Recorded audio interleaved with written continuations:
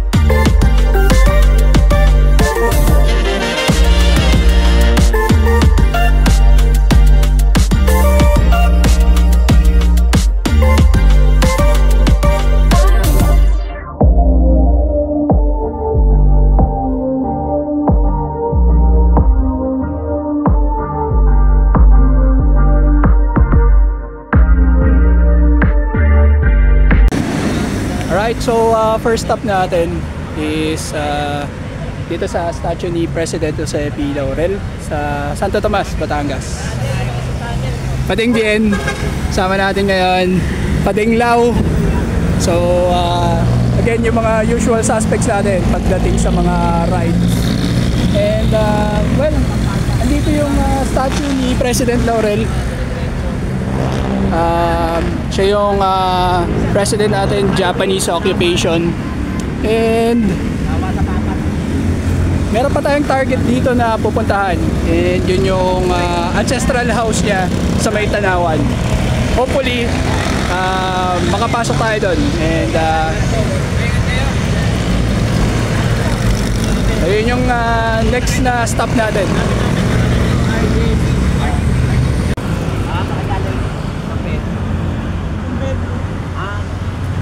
Magkakasama pala kayo, ano? Kayo. Okay, so dito na tayo, City of Tanawan. Ito na yung arko niya. Ciao! Ayan o, kapiyaman ko.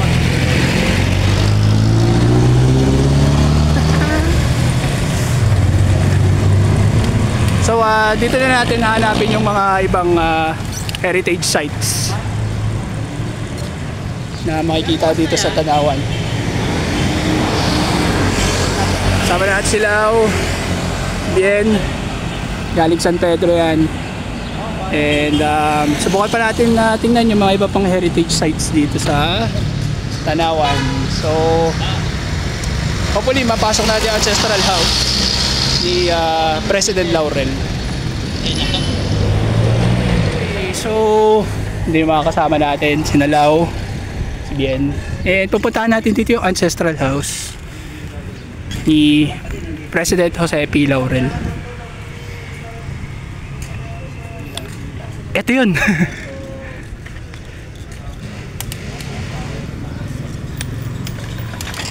Alright, ayun, tinan mo pa din, may plaque.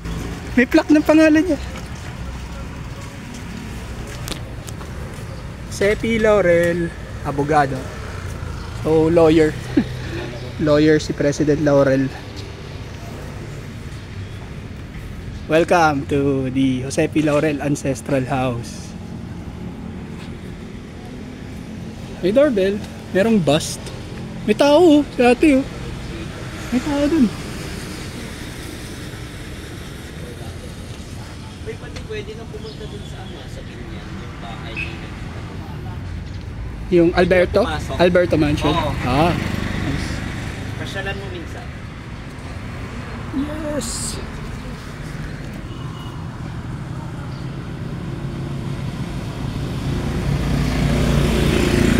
Right, so bale ito na yung parang pangatlong mansion ni President Laurel na napuntahan ko. Isa dun sa Paco, isa dito sa May Puting Lupa sa Calamba, yung latest episode natin or your last episode, and then ito sa Tanawan, Batangas.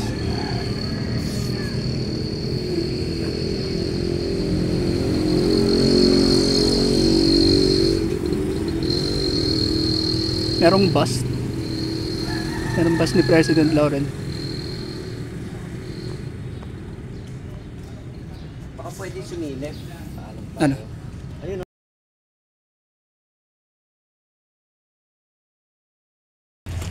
Okay, check out namin dito yung lumang munisipyo nila sa Tanawan.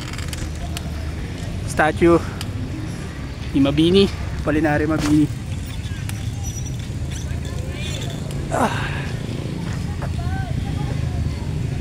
So si Apolinario Mabini, pinanganak yan siya sa Talaga, Tanawan. Yun yung barangay saan siya pinanganak. So isa sa mga main figures ng revolutionary period natin, si Apolinario Mabini. Isa siyang abogado din, lawyer. So movement yan, art movement siya, yung Art Deco. Kasi sa Sariaya pa din yung munisipyo ng Sariaya, Art Deco rin, ang ganda rin. Ganda rin. Ganyan, yung mga ano, yung may mga, di ba parang mga babae na nakaano. Ganyan din, tanda mo yung Manila, Metropolitan. Metropolitan Theater. Uy, ipapalabas ang Jose Rizal. Doon. Digitally remastered sa August 7. Doon? Gusto kong pumunta. Una no? Ah, Di ba nabili ng sino nakabili? Nabili ulit ng gobyerno. yata, city government ng Manila. Oo, ng Manila, Tapos i-restore nila. Yun ang premier talaga dati. Okay. So ito, lumang munisipyo ng Tanawan. Ganda yung style niya, no? Balikan natin. No. Yung plaque niya, so dating Puericulture Center, naging library, hospital din. Parang nung panahon nung World War II, 1941. Ang ganda. Ganda ng design dito. Design siya ni architect Oscar Arellano.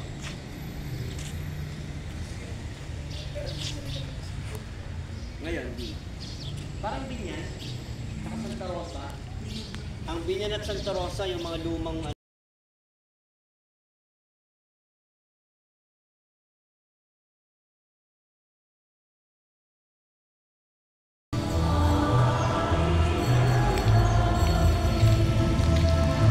May old church sa Tanawan.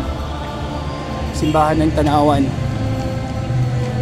Pangasiwang pangsimbahan ng bayan ay tinanggap ng mga Agustino noong Mayo 5, 1584. Si P. Antonio Rojas ang naging unang kura paroko, natapos ang unang simbahan na yari sa kahoy at nasa may lawa ng Bonbon. Ang Bonbon ay ang Lake Taal. Bago ang taong 1690, pinatayo ang simbahang bato. 1732, nilipat sa kasalukuyang kinalalagyan nito ng ang buong bayan ay lumubog bunga ng pagsabog ng Bulkang Taal. 1754, muling pinagawa ni P. Jose Diaz. 1881, ganap na nasira. 1944, muli pinagawa ni Monsignor Marino. 1948, so nawasak siya noong World War II. Yung simbahan ng Tanawan.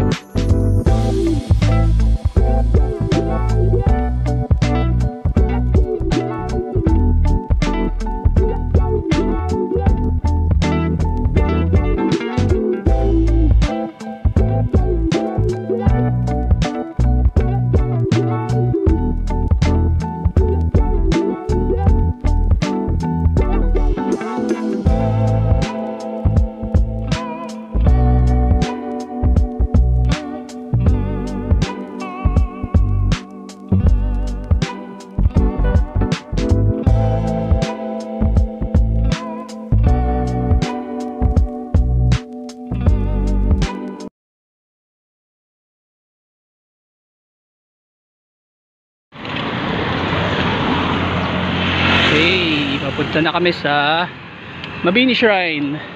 Nandito siya sa Talaga, Tanawan, Batangas. Hello.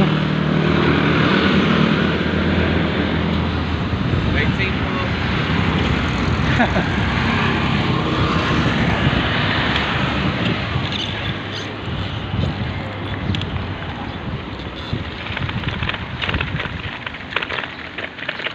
So, second time na magpupunta dito.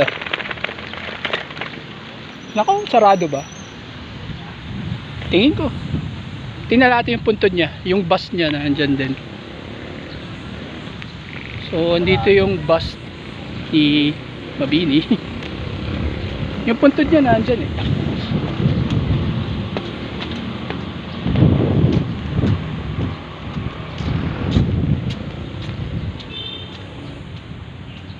So ito yung bus ni Apolinario Mabini. So siya yung statue na nakita natin kanina dun sa plaza sa may Tanawan. Yan. And ito yung puntod niya.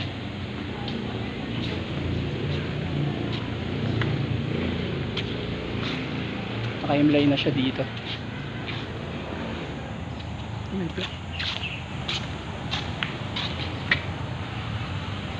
Walang kailangang mamatay tayo sa gitna o sa wakas man ng sang-araw na pagpapasakit. Ang mga susunod na sali ng lahi sa pagdarasal nila sa harap ng ating mga puntod ay naghahandog sa atin ng luha ng pagmamahal at pagpapasalamat at hindi ng masaklap na pagsisisi. So Tagalog yun. Yun yung museum.